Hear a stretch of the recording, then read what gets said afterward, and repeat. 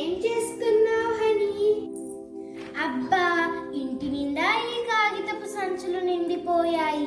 చక్కగా రంగురంగుల ప్లాస్టిక్ సంచులుండగా వీటితో ఏం లాభం? అందుకే వీటిని తీసివేస్తున్నాను. మనల్ని హనీ వాళ్ళ అమ్మా నాన్నలు ఎంతో జాగ్రత్తగా దాచుకునేవారు. మారుతున్న కాలంతో పాటు మన అవసరం కూడా తగ్గిపోయింది. అవును, ఇప్పుడు అంతా ప్లాస్టిక్ యుగమే కదా. అది ఎంత నష్టం చేసినా పట్టించుకోరు. అందరికీ ప్లాస్టిక్ పిచ్చి పట్టింది. అవును, మరి ప్లాస్టిక్ తో ఎన్నో లాభాలున్నాయి. అవి తేలికగా, అందంగా అన్ని రంగులలో ఉంటాయి. చౌకగా లభిస్తాయి. తొందరగా చిరిగిపోవు, పగిలిపోవు. అలాంటప్పుడు మీతో పనేంటి? ప్లాస్టిక్ వల్ల ఎంత నష్టం జరుగుతుందో తెలుసా నీకు? ప్లాస్టిక్ వల్ల నష్టాలా? మిమ్మల్ని పడేశానని అబద్ధం చెబుతున్నారు కదూ? చెప్పేవి నిజమే హనీ. ప్రతి సంవత్సరం ఎన్నో జంతువులు ప్లాస్టిక్ ను తిని చనిపోతున్నాయట. ఇంకా మనము దానిని కాల్చినప్పుడు వచ్చే విషవాయువుల వల్ల మనకి హానికరము.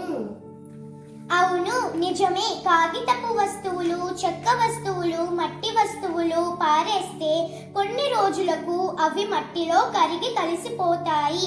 కానీ ప్లాస్టిక్ కరగదు. పైగా మట్టి కూడా ప్లాస్టిక్ తో కలుషితం అవుతుంది.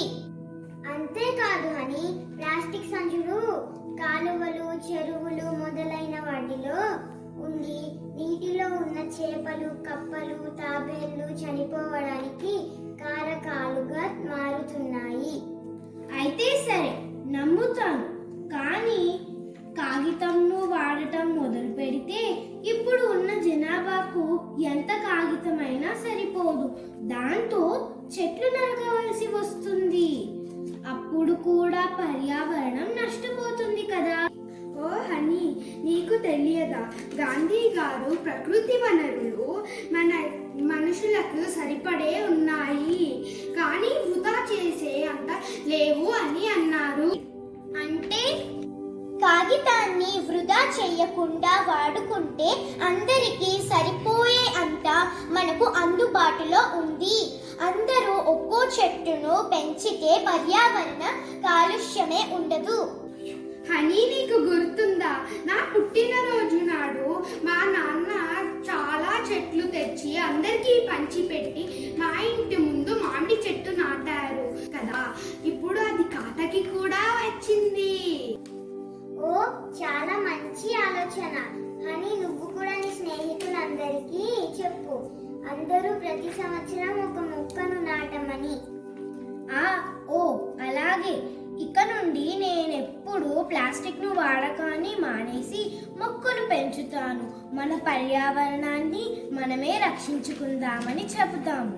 వాడొద్దు, వాడొద్దు ప్లాస్టిక్. అది లోకానికి తెస్తుంది పెనుముప్పు. ప్రతి ఒక్కరూ పెంచాలి ఒక చెట్టు. అది నవ జీవన జగతికి తొలి